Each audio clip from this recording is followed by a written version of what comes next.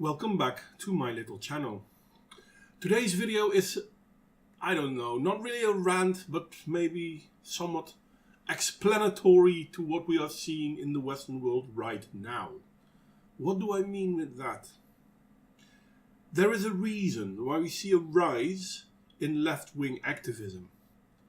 It's not because left-wing ideologies are per definite wrong. It's not per definite that they are bad.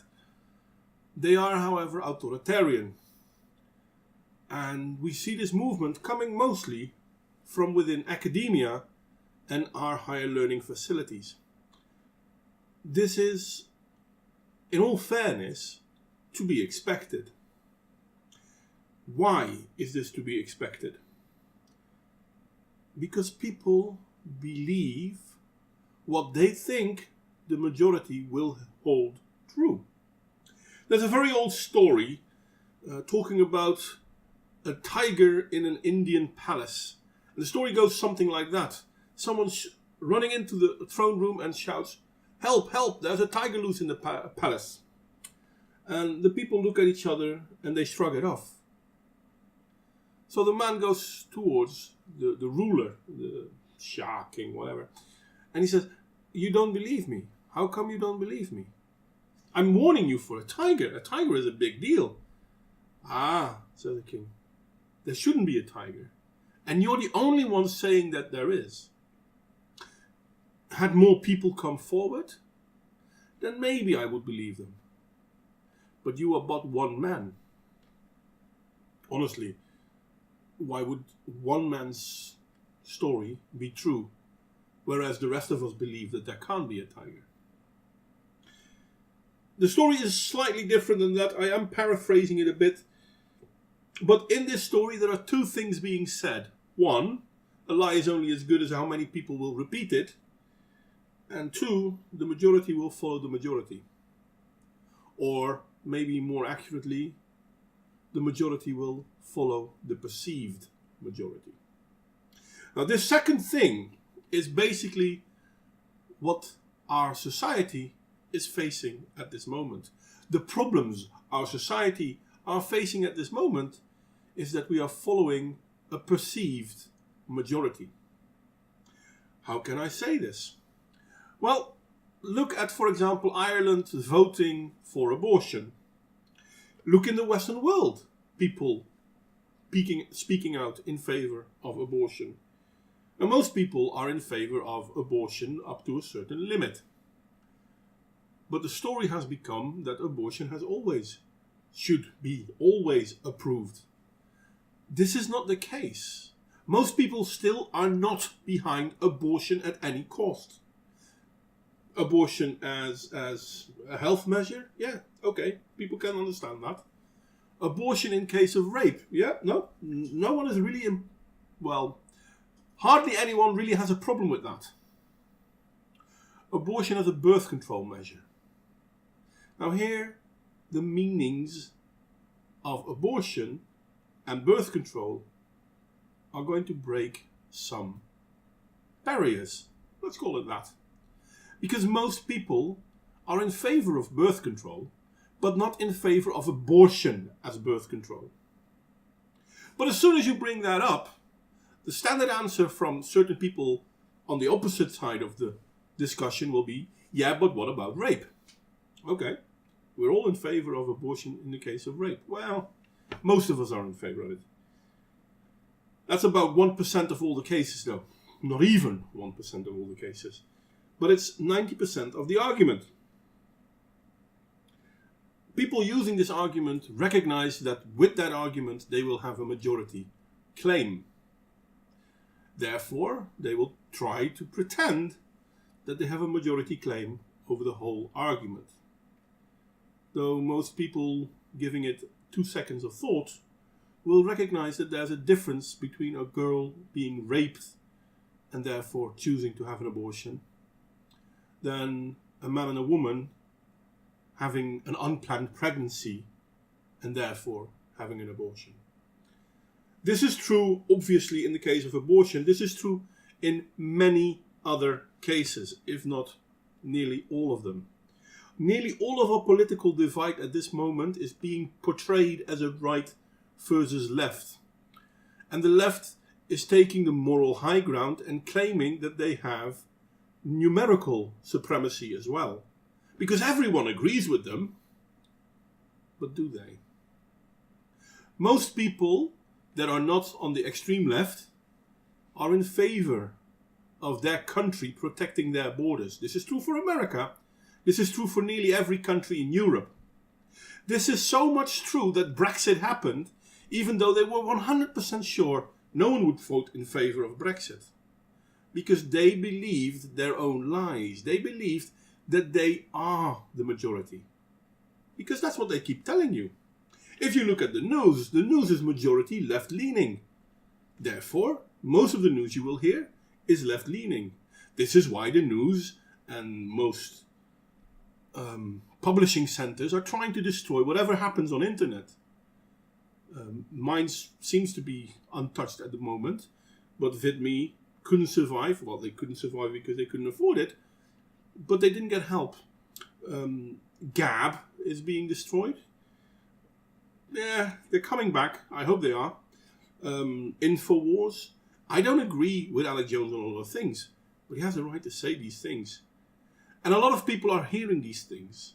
And a lot of people are using his arguments to argue the left, and the left can't answer that. Therefore, they must be wrongthink. They must be destroyed. We see this over and over and over again. The left, don't get me wrong, this is happening on all sides. I mean, if there's right extremism, the right will try to do the same thing. This is human nature. We like to believe what the majority thinks is true.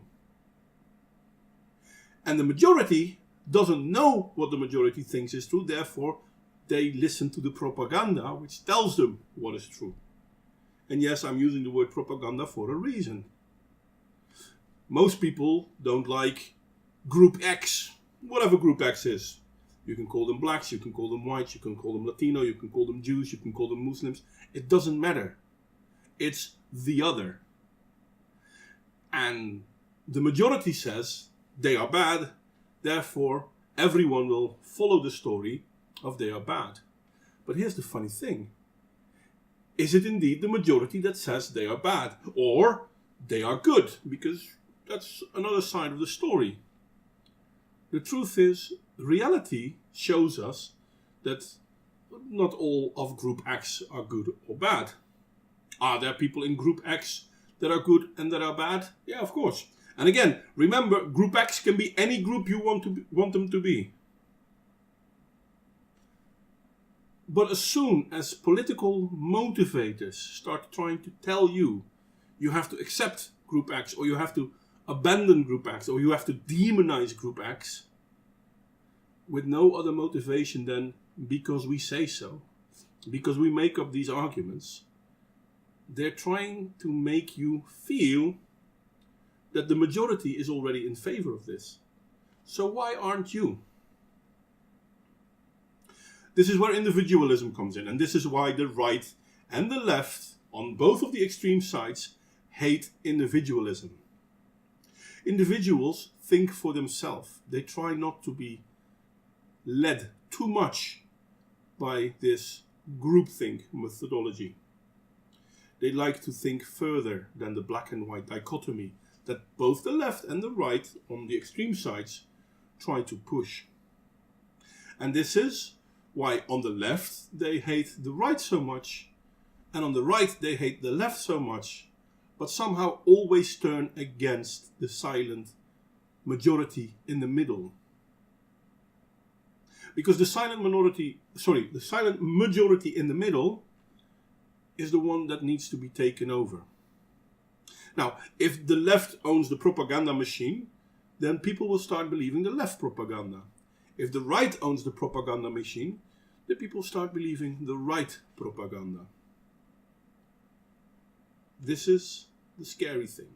Now, I'm not going to tell you where I stand on this, or where you stand on this, because I believe in individuality.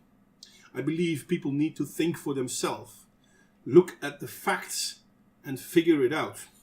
I mean, I can give you facts on Muslims which would make you hate Muslims. I know, because I at times tell people that story too. But at the same time, I will tell you, don't hate all Muslims. Out of all the negative Muslims worldwide, and this is not me saying, this is Pew Research, 25% of them are a problem. That means 75% aren't. That 75% themselves is in danger because extreme Muslims will kill secular Muslims. This is true for nearly every group out there. The extreme left will kill the moderate left. This is, for example, what we saw with the Red Guard in Mao, China. The Red Guard fought for them. Mao got power. The Red Guard was disbanded because they weren't ideologically pure enough. This is what we see over and over again. Once certain propaganda pushes become powerful, they will turn on everyone who does not follow their ideology. This is why I prefer to stay an individualist.